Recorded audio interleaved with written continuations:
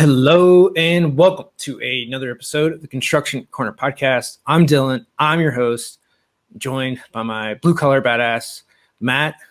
How's it going, my friend?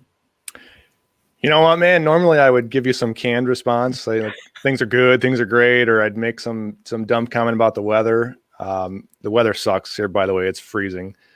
But things have been pretty darn stressful the last couple of weeks. So we're in a maintaining mode these days. How about yourself? So that brings up a really interesting point. I've trained myself or tried to at least address it for everything moving forward. Is when people ask you how it's going, right? It's always living in paradise or Living the dream, man. Yeah, it's good. Whatever, right? Some canned thing, and I've really tried to just say what's going on. So I do a lot of calls outside, walking with my dogs. I just do.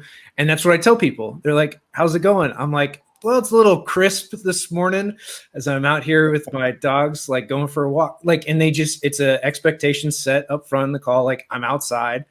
It's a little crisp. You might hear some road noise or cars or my dog's barking at a squirrel, but it's a very like honest thing, right? This is what I'm doing.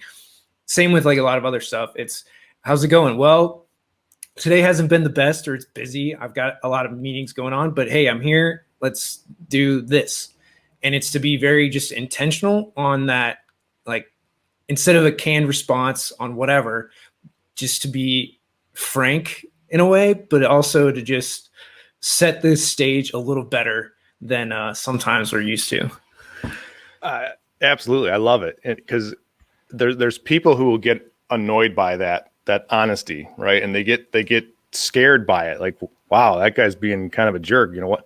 But the reality is it is honest. And okay, every day is not peaches and ice cream and rainbows and unicorns. It's just not. Some days suck.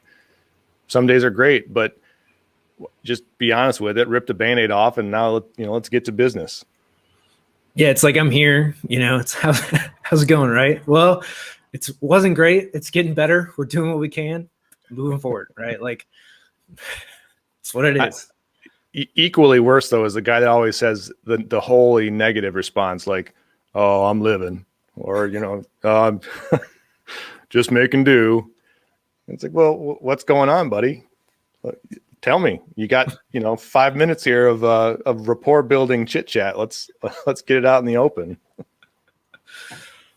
Yeah, and it's just one of those things that it's an awareness, right? Once you recognize and realize that that's what you're doing, and you have some canned thing that you've been taught your entire life, and it's just it's a 2-sentence or 2-word answer, you're grunting on response. When you actually like develop that into like 2 sentences, now it's like, oh, that's cool, like that's interesting, or tell me, like, why is that bad day? We're good, all human. Yeah, I mean, we are all interesting. We have different stories to tell. Why not tell them once in a while? And again, it's like it's a 5-minute thing, right? It's not, or 3-minute deal, but for you to say like, whatever it is, right? Hey, I'm out walking with my dogs, right? It's a little crisp this morning, going out walking, or hey, it's a beautiful day. It's sunny and 75.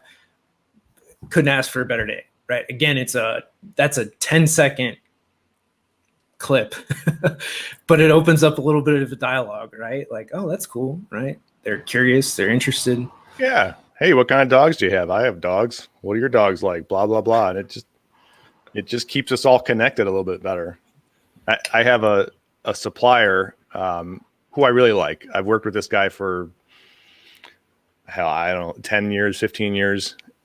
Every single time I ask him how he's doing, and let me backtrack. That's the kind of the flip side of it too. I'll say that a lot of times, saying, hey, how you doing? And really in my head, like, I'm already past that. I'm past the answer, onto the business at hand. But that's the other side. But he asked this guy how he's doing, and every single time for 10 years, he says, oh, I'm living the dream. Just living the dream, Matt. Except for now, since March of 2020, he's added to it. And I'm living the COVID dream. So it's It's actually quite comical now. And I'll pen them down and be like, so John, explain to me the COVID dream. What does that really mean? And it gets real quiet, and then we just get to business. Yeah, I mean, again, those canned responses, like, because you're going to get that one guy that asks you, right? So you better have a like real answer for it. Definitely better have a real answer. Otherwise, everyone looks foolish, and then it's just awkward and silence. And it's all good though. There's another one. Yeah, I mean, and that it kind of leads into, again, we've been talking about core values, and I do want to touch on this, and want to touch on this right off the bat, off of our conversation with Todd last week. And just, again, guys, you can't emphasize this enough. You need the repetition. You need to know what your core values are. And you hire, you fire, you do everything based around core values, and you exude and try to live to your core values as much as possible. And again, we want to just touch on this again. Matt, you've had some experiences in the last week around core values, and maybe you want to expand upon your experiences with core values, both good and bad. Yeah, absolutely. And it's, it all goes back to company culture and personal culture, and it's not always beautiful. There's some gritty and realistic aspects of running a business that, you come across from time to time. And if you can't stay true to your values, to your culture, then you stay true to nothing. Right.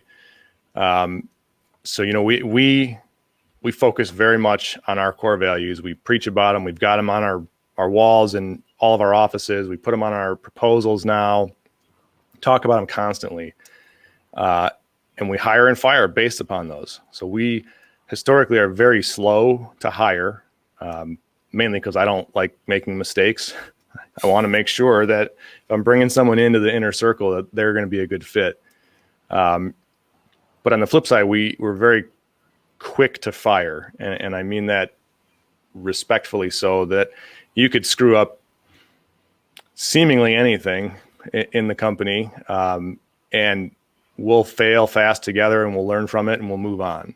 But there's 5 core tenets, core values of our business that if you mess with those, it's a really easy quantitative yes or no decision for my business partner and I. And the problem that I found is the interviewing process, right? So we're both in Arete. We focus a lot on talks on hiring and questions to ask and trying to focus on core values. It's really, really hard in this course of an interview, an hour or 2 hours, whatever it may be, to effectively judge who a person is and what they really stand for. Even if you have a couple interviews or a few interviews, you don't know someone until you know them. And we ask all the right questions. We've custom tailor a lot of the questions we ask during interviews to kind of grab at, what is this person's, what are their values? How do they respond to these questions? And we make assumptions, right? The problem with assumptions is sometimes you just are wrong, and you might not really get to know someone until a month in or 2 months in or 12 months in. And, it's part of life. It's part of business, but that was kind of what happened to us last week. So we had a employee who, for all intents and purposes, has done a great job with us.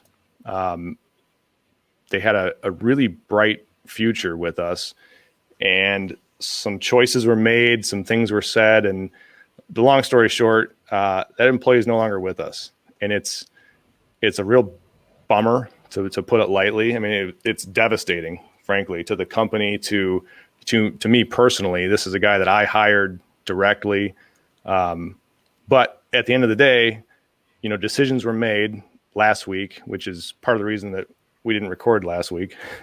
But decisions were made that it was that yes or no question, and it becomes real easy if you can look at your values. We have 5 of them that we preach. if you can look at 5 of these values and say, okay, no, no, no, wait a minute, there's something wrong here. All of a sudden, you cut it loose, and that's what we did. It was a little uglier than normal, but we cut an employee loose, and we got rid of a disease, I think, that was festering, behind the covers, that we just had been either we're too busy or too stressed, or a combination of everything to really see it. We focus so much on the end result, especially in construction.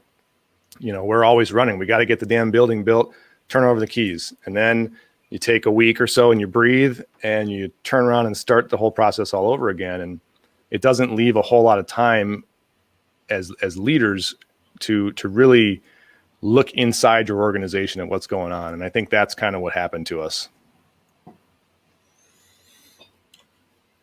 There's so much to unpack within that. The first things that I think I want to touch on is really assumptions. So within any conversation, within any interaction, you're bringing in your own unconscious bias on whatever, right? And how you see the world, how your past experiences, right? You could have had a ton of great interactions with a lot of people, but one person did one thing that soured all future interactions when it comes to a given deal, right? It could be a contractor, a vendor, anything, you name it, right? A spouse, right? Relationships, people, have some jaded or very rose-colored glasses in any given situation. So, and assumptions are some of the hardest things to see for yourself. Somebody has to point out what your underlying assumptions are, or what lens you're looking at the world through. It becomes it's hard to see your own assumptions because you've ingrained them so much into who you are that to uncover those it's very difficult on your own. You need somebody that that knows you, but also can see through that and what your assumptions are going into situations. I know that's a very broad, big statement, but at the same time, so I'm reading a new book right now, and one of the things that they talk about is just how little we think. So how little we think about anything we do, right? You might have a lot of thoughts going on in your mind, or you're bringing in this conversation, but to actually sit in silence and think through a given problem, it doesn't happen. With a pen and paper, asking and answering questions, right? That's the process of thinking, is asking and answering questions, and nobody actually does that. So more that you can do that in your business and everything will see and help you to, without anybody else, right? If you don't have anybody or don't, trust anybody, which reanalyze that assumption or basis, but to go through and ask and answer questions so that you can uncover what some of your base assumptions might be in a given situations. So that's probably number one, is talking about assumptions. Yeah. And I agree with you. You need to find somebody you can talk to that knows you well enough to call you on your bullshit, right? That when you're living on assumptions and they're wrong and other people can see them, they got to be willing to rip that Band-Aid off and tell you. And that's a hard thing for some people to do, but it's very necessary. We've talked about it, I think, on the show before. I've got a psychology degree, right? Not your typical construction guy. I tend to think, because of partly that degree, that I'm usually a very good judge of character, and I can allow that to kind of cloud my normal judgment and make some poor decisions because of it. And that's just it, right? You have to have one, you have to be willing to see it. Two, you then have to be willing to change, right? You have to be willing to deal with that, whatever it is, right? That comes out of somebody telling you that, hey, this is the assumption you're making, it's right or wrong. And then to be able to change, which also goes into, as you go through this, people will, and the experience that you had is, people will tell you who they are, right? They're going to tell you. And people, because, and I talked about this on Bridging the Gap, like it is physically painful for you to rewire your brain, right? It is physically painful for you to change, because like so many ingrained neurons and neural pathways are there that you actually rewire your brain when you do things differently. So to make that change it's physically hard. So again, people will tell you who they are. You just have to be willing to listen, willing to like see that for what it is, and not come into it with rose-colored glasses.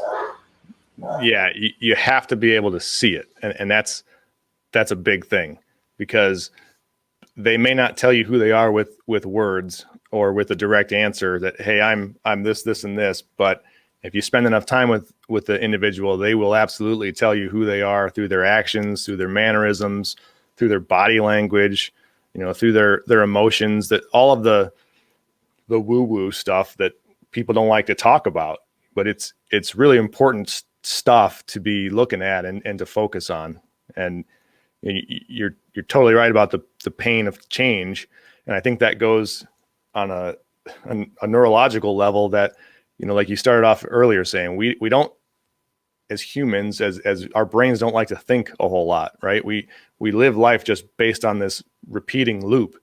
And unless we get really negative feedback on that loop, we're going to seek and do the things that we know how to do, and the ways that we know how to act. And I mean, there's books and books and books written on this, and lots of people who know far more about it and can speak more eloquently about it than I can. But it's really interesting stuff to start learning and looking at, interesting topics, but it's also incredibly powerful once you take the time to start kind of picking those pieces apart. That there's a lot going on and that we never know about and that we don't pay attention to just because it's easier not to. Yeah. So one of the examples is, so your brain is constantly scanning for things to like be aware of, right? For change in the environment, for things to, right, fight or flight. That's what your conscious mind is constantly scanning for. So in that, you have like 40 to 60 neurons that fire every second in your conscious mind. But there's a lot of things that are automatic, right? And how you think, how you feel, how you move about the world, that are like ingrained in you from a young age. And your unconscious mind is doing most of the heavy lifting, right? So where you have 40 to 50 neurons that fire in your conscious mind, it's 40 to 50 million times, or 40 to 50 million neurons per second firing in your unconscious mind. So again, like the amount of things that are ingrained, innate, that are hardwired into you, that you have like no quote control over, is all done unconsciously, right? How you think, how you move, your mannerisms, everything pretty much about you is an unconscious thing. So it becomes very hard to change. You can, but it does take conscious, directed effort to make those changes in who you are, which all goes back to core values, that if people do not exude your core values, it's a very hard thing to change, and they're not going to fit within your organization. So you need to move them out. They'll find a place that they fit, that they're good, their intent is aligned with whatever, or a company that just doesn't care about core values, and they're going to be fine and have a career there so they don't care. Yeah. And that's, about our now ex-employee, I personally hope it really works out for him, because he's a good guy. And it's not like he did something like murdered another employee or anything, horrid. But he just didn't fit with those values, and it would have been a disservice to him as much as it would be to us to keep him on board in that capacity. So sometimes it hurts, but you just need to make that clean cut and let the wound heal and move on, and everybody's better for it. Yeah. And again, an organization, a company it needs to be a symbiotic organism, right? Everybody needs to work and mesh and move in the same direction together. And if you can't do that, then it crumbles. So you need to know, or you need to have that core value alignment, and that allows everything else to move in the same direction, positive momentum forward. because otherwise it just creates a clash and a cancer throughout the organization. Yeah, and not to belabor it, but we're a small company, right? We're really small now, but there are no dark corners for someone to hide in. And some of the larger construction companies or larger any companies, you could probably squeak by with just doing what you do, staying under the radar, but not in our organization. Everybody's on a spotlight 100% of the time, all day, every day, and that's the reality of what we're dealing with here. If you don't mesh, you don't mesh, and it'll get called out sooner or later. Yeah, and I mean it goes into building a team. This is company culture, core values. I mean that's all basically wrapped up in the same thing. And then hiring and firing, right, on bad or shitty clients, right? That's all core values related.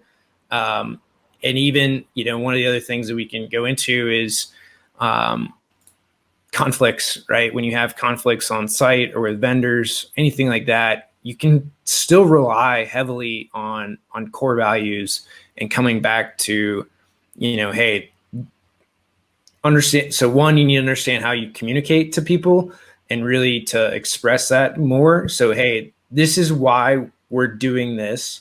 These are all the reasons behind why we need this thing delivered today or tomorrow or whatever, so we can move forward. And having those conversations to, again, not just say, I need it here or good. It's, this is why we need this. These are, the big reasons behind it. Because often in construction, it's a need to know basis where, as the engineer, right, I've become a part of a lot of conversations with the owner and why they need stuff that doesn't always get relayed to site for whatever reason. So in that, if I'm talking to like the electrical foreman, superintendent, it's like, hey, these are the reasons why we're doing the things we need to for future stubs. Or these are the connections that we need to make for this phasing to get this thing up and running, because like in a hospital setting, we need that OR running ASAP so they can start billing for it, right? They can start having patients and they can start making money on the project. It becomes okay, right? It's a light bulb moment, if you will, but they didn't have all the backstory of, hey, this is why we're doing this. This is what needs to happen. And we need this executed by when. And I think it goes even deeper on that a little bit too, because there's a lot of instances like that where decisions need to be made and deliverables need to be delivered, finished ASAP, right? With a very definitive date for lots of reasons, whether it's financial or otherwise. But there's also a lot in construction that is very much so based on the long game, right? There's a lot of seed planting to grow forest, so to speak. And having the perseverance and the follow through to stick with things sometimes is also pretty difficult for an organization or for an individual. We're working right now on a project. It will be probably the largest project we've built to date, really, when it comes around. It's a project that I've been working on the pre-con on this thing for, I've lost track. It's literally in the 7 to 10 year mark, 7 to 10 years. So if you take me, I'm an anomaly and I'm still working on it, but we've gone through 2 or 3 different lead engineers now on the civil side. Well, now we have a guy who kind of got stuck with it, for lack of better terms. He doesn't know all the backstory. He doesn't know all the assumptions and all the everything that came into the last 6.5 to 7 years to build this thing. And so he's kind of dropping the ball in my eyes, because he just doesn't have that same motivation. And to be able to express and create the same motivation you have in someone else is incredibly hard to do, but it's incredibly powerful if you can figure it out, because it everything we're talking about is all kind of culture related. But if you can if you can express motivation, if you can express values, if you can find a way to quantify and convey difficult topics or complicated aspects of a project, it starts becoming more second nature. But that long game side of it, it's a tough one for some people to grasp onto. Through most of this, and we always lose track of what the end result we want ends up being, right? We lose the sight of, hey, at the end of the day, whatever it is, right? Whether it's a project and this thing is going to change how the community operates. This is going to give housing to 500 people. This is going to be, the school for all of our kids for the next 50 years. Whatever that thing is, we don't always, and I know we just don't. We don't iterate that enough. Hey, this is, again, what we're here for today is to we're going to talk about a lot of detailed stuff, but at the end of the day, this is a project to, provide healthcare for however many people for the next 10 years till we renovate this thing again, right? That we're here to talk about a school or community center. It's going to provide, a place for our kids to play basketball, mine included, for the next, however many years. And that, starting a conversation like that, and hey, this is, again, why we're here, see if this fits, to see if this is going to help you and save you time, in my case, for Cowabunga. But like, a lot of this comes back to, again, why are we here? And then we can talk through all the details. But at the end of the day, this is the thing you want, right? Whether it's a saving time, whether it's a building, whether it's to do more operations, right? Whatever it is, if we can come back to why, then it becomes a lot easier, right? Now that civil engineer has a little more motivation to be like, oh yeah, no, okay, this is this is what we're doing it for. And it's just, we've been in it so long that we remember why. But it's, again, to everybody, and even in your company, right? Hey guys, we build buildings. We give new spaces to people. And this is everybody in the industry, right? This is, at the end of the day, what we're providing. For this project, it, just so happens to be a community center or school or a hospital or an office or an apartment. But at the end of the day, it's, hey, we build great things that stand for decades. It's just fitting in, answering the whys and filling in the whys, and then conveying them to people. And you nailed it. This guy doesn't have the same motivation. He doesn't have the backstory. And to me, I just run so fast sometimes that I'm like, well, of course he knows what it is. I know what it is. I've known what it is for 7 years. But realistically, he was kind of thrown into it, and he shouldn't probably have, he absolutely shouldn't have the same backstory on it that I do. So keeping that communication open is huge. And I think building that communication and that transfer of ideas will also help lower the collective stress levels in a project or in any sort of endeavor. Yeah. I mean, like, I'm working on one right now. It's a hotel project, and I'm probably the fourth guy to be a part of it, and we're taking a old building that hasn't been probably had anything done with it, like 12-story hotel, or was like an apartment building. Now it's going to be a hotel. But somebody took the time to explain to me, like, one, you're not the first guy on this. Two, you need to just look through everything that's in here, because who knows? And then three, like, hey, this is the project. This is where it is. This is, we took 15 minutes to explain it. And some of it's like, okay, I get it, sure. But it's having that context that maybe in the moment seems a little boring, a little out of it, but you never know where it's going to come back to play. That is like, oh yeah, that I understand this thing that they're trying to do for that. So I need to so we got to move a vault right in the sidewalk, because it's right on, it's in Louisville, Kentucky. And we got to move a big utility vault. And it's like, okay, how does this play in for it so that we can have wheelchair access to the building, and so that the sidewalk is smooth? And can we just fill this in? It's like, okay, yes, you need to do that, but there's got to be a little phasing here to get through.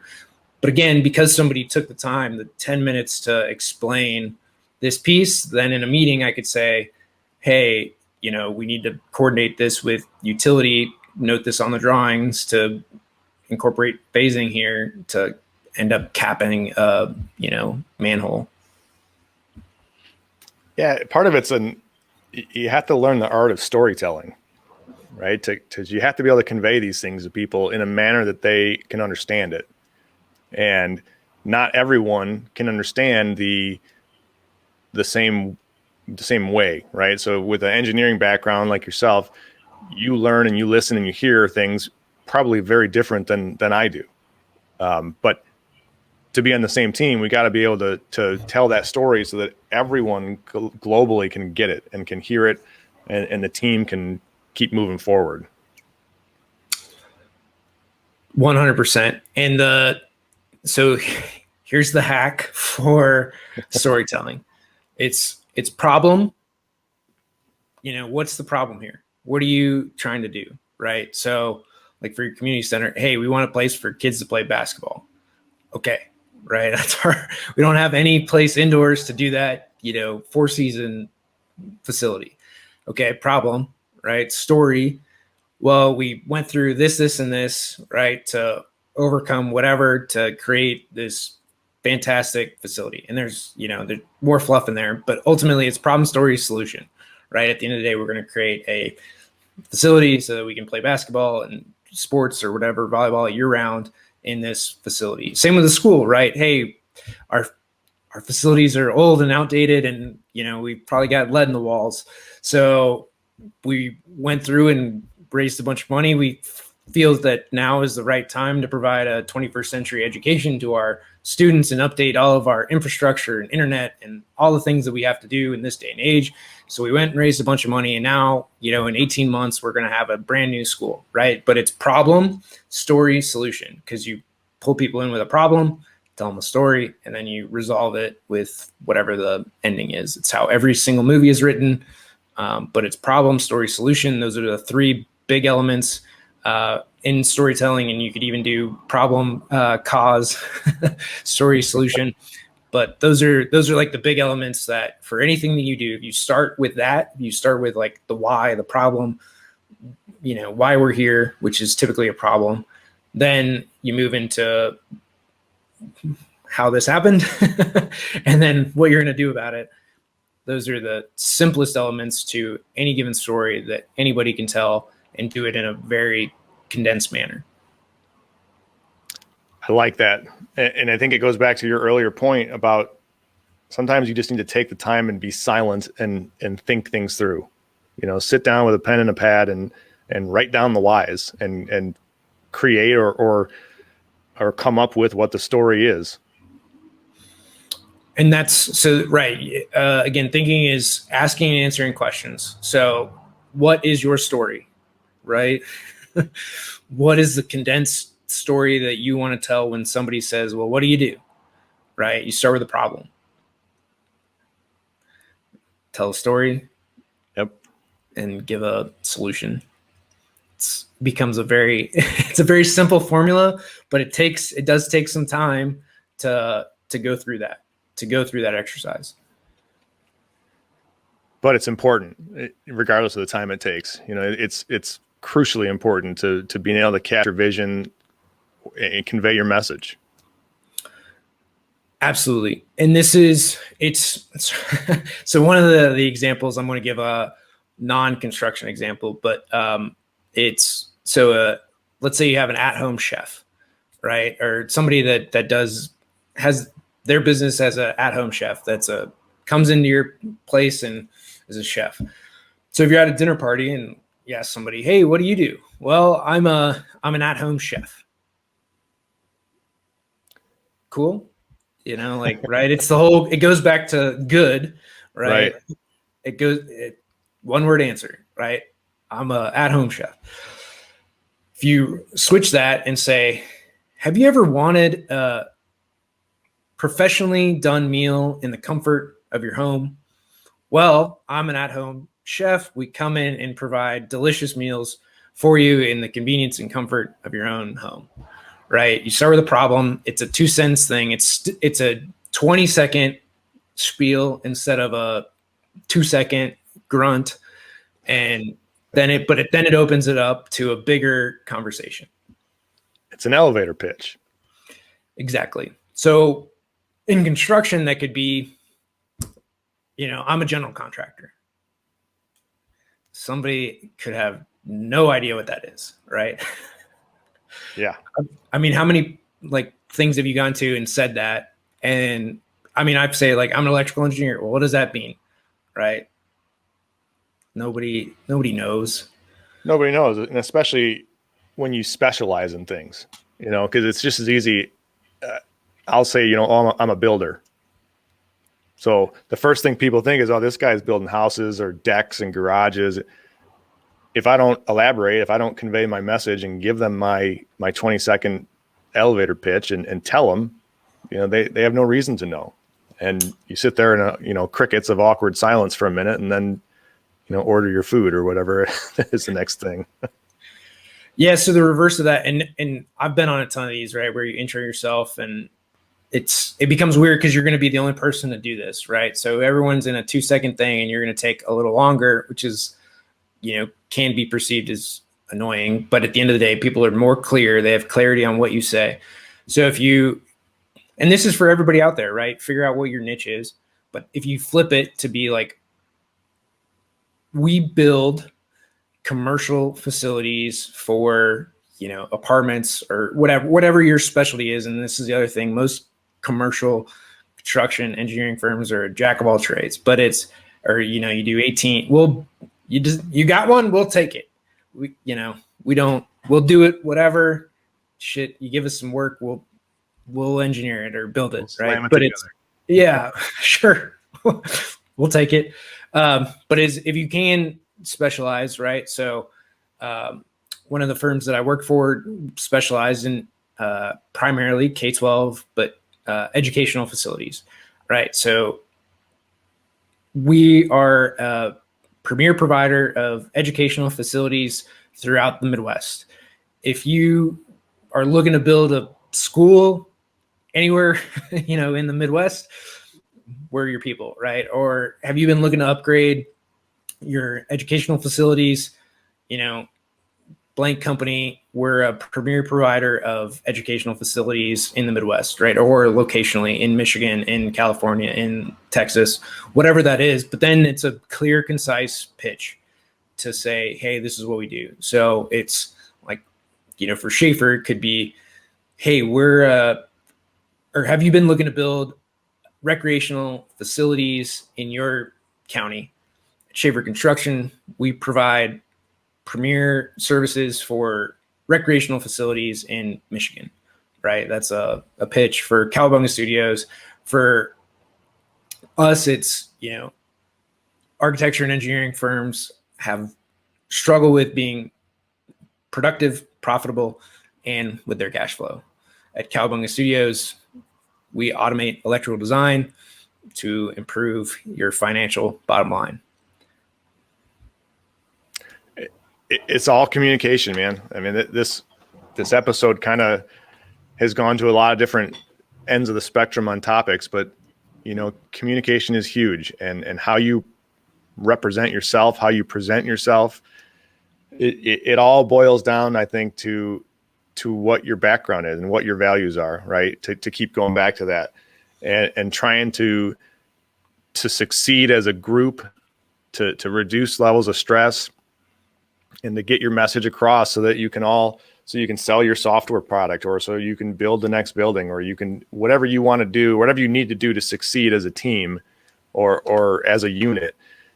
These things all tie together in this kind of swirling pool, if you will, that it's tough to figure out sometimes, for sure. And we make stupid mistakes a lot of times, and, stress comes in real big. And especially if you don't understand what's going on, maybe the message wasn't conveyed to you clearly enough. You didn't know who you were hired. You didn't know what company you were going to work for. You didn't know what project you were taking on, or all of those kind of meat and potatoes of our existence. It can really lead to some mental turmoil. 100%, man. And And in construction, I mean, heck, in a lot of industries, but especially construction, I've seen it time and time again, is you run from one deadline, from one project to the next. You're worried about a lot of things that are more than likely out of your control, on getting information and making timely decisions that you just don't have the right information. And I mean, you just can't let it go. You're worried about something that you have no control over. And if we can let some of those things go, which again, it's easier said than done, but in that you can get a lot of comfort, but also to take 10 minutes, 5 minutes. And I know it doesn't sound like a lot, but to take 5-10 minutes in your car, even before you go into the office, and to be quiet, right? Just to sit there, close your eyes, and just be. And it's some of the hardest things you could do, but in that, you will feel much better. Just remove yourself from the situation for a minute and try and see it differently. And I can tell you a story about me personally. This happened yesterday. So obviously the last week and a half has been incredibly stressful. There's a lot going on now because of some things that happened that we've already talked about. I personally don't always tend to just take that step back. I'm running constantly. I'm trying to steer the ship. I'm trying to do everything. So yesterday was about the apex of it. I was literally like head spinning, stressed out. I was accomplishing nothing. Nothing was getting done. The stuff I was doing was wrong, or it wasn't effective. And I went as far as to get in my truck. I left my office. I had a walkthrough for a new prospect. Got in my truck, drove an hour on a day that I'm literally scheduled so tightly, there's no room to breathe, it feels like. So I drive an hour all the way across town. I get to the location, pull in, and there's a couple trucks in the parking lot. I'm thinking, this is interesting. I tend to get places early. I'd rather be early than late every time. So I figure I'll just, hang out for a minute. People will show up. Well, no one's showing up. So I get out of my truck and I walk into the building. It's a addition and renovation project. And as I'm walking in, I pull out my paperwork and I look at it on it again. And the damn walkthrough is for Thursday, tomorrow. So I literally took, and when it's all said and done, about 2.5 hours out of my already crazy, stupid day and just threw it out the window and spent 2 hours in my truck just pissed off at the world now. But had I just stopped and just taken that minute to just shut everything off, back up a minute and breathe and really see what's going on, I probably would have saved a lot of gas, a lot of headache, and a lot of extra stress that I didn't need. So you can talk about it all day long, and we talk about all these great ways, but even as someone who talks about it and who preaches all these coping mechanisms and ways to still succeed, it still happens to me. I still spent 2.5 hours yesterday for no good reason other than the fact that I was so stressed out that I didn't actually pay attention to the smallest of details or the biggest of details in that occasion. And I mean, dude, thank you for sharing. Like, those things they're not uncommon, right? They're not uncommon across the industry, and so many people dealing with, I mean, heck, I got shingles, right? Like from stress. Like it is a common occurrence across the industry to be so burnout that, often it manifests in health conditions and bad things, right? But it can be these little things too, right? Just time wasted for not looking at it, or to compulsively obsess over something that you have no control over, right? On a deadline, even on a thing that you're not getting the right information to make a decision. Well, until that comes, like, there's nothing you can do, right? It's obsessing about what ifs. And, I used to be that guy. Like, I'd obsess, like, oh, if this happened, well, we need to do this, this, and this. If that happens, we need to do this, this, and this. If this thing with no probability of happening ever occurs, well, we need to do this, this, and this. You freak out about like, well, at the end of the day, like, make a decision when it happens. And you do need to put some plan, some thought before that happens. But most of the time you can get the information, take a step back, and then make an informed decision later. You're not making a call in the room. Rarely does that happen. Yeah, absolutely. I mean, there's a time and place for quick decisions, but for the most part, especially when it's project related or workflow related, you've got time. You always have more time than you think you have. That's for definite. Actually, the first time I went deer hunting, that was the piece of advice the guy that took me gave me. And he said, just remember, no matter what you think is going on, you always have a little bit more time than you think you do. And it holds true in a lot of facets of life, I think. For sure, man. We've covered a big gamut today. We've talked, culture, core values, and really that, comes into your clients and building the team and conflicts, even somewhat in old versus kind of young construction and some cultural differences. We're kind of coming up on, I think, a good point for this episode, but any closing words or any thoughts you want to add to this, big topic of of communication? Yeah, and it's related to kind of the stories that I told today, but it's a quote from Abraham Lincoln I read recently in a book, and the quote is that most people are about as happy as they make their minds up to be. And to me, that kind of hits the nail right on the head about dealing with stress, about culture, about community, about everything we've talked about today. So that one kind of struck a chord when I read it the other day. Yeah. I mean, which goes, so Henry Ford had one that says, if you think you're right or you think you're wrong, you're right. Right. Or if you think you can, or if you think you can't, you're right. Yep. Which, I mean, it all goes back to thinking. And this is going to be my wrap up is, guys, you need to spend some time thinking through things, right? Asking and answering questions, being silent, trying to remove the stresses, the trigger points in what you're doing, and trying to think through, can you actually make a decision, right? Do you have enough information to make a decision on whatever it is, right? Design, construction, workflows, whatever. Can you make a decision on it? And if you can't, ask for the information and then wait, right? There's nothing you can do. And just be okay with that. Be okay with not moving, because probably not moving is going to be a better decision than doing something and having to rework it, right? Going back to making assumptions, guessing, all those types of things that it doesn't help anybody do anything. So take the step back, take some time, get out a pen and a piece of paper and write your thoughts down, in silence, put the phone away and ask and answer good questions. And that'll get you further than just about anything else we've talked about. Great advice, Dylan. Great advice, man. We'll see you next week. All right, guys, that's this episode of the Construction Corner podcast. Until next time.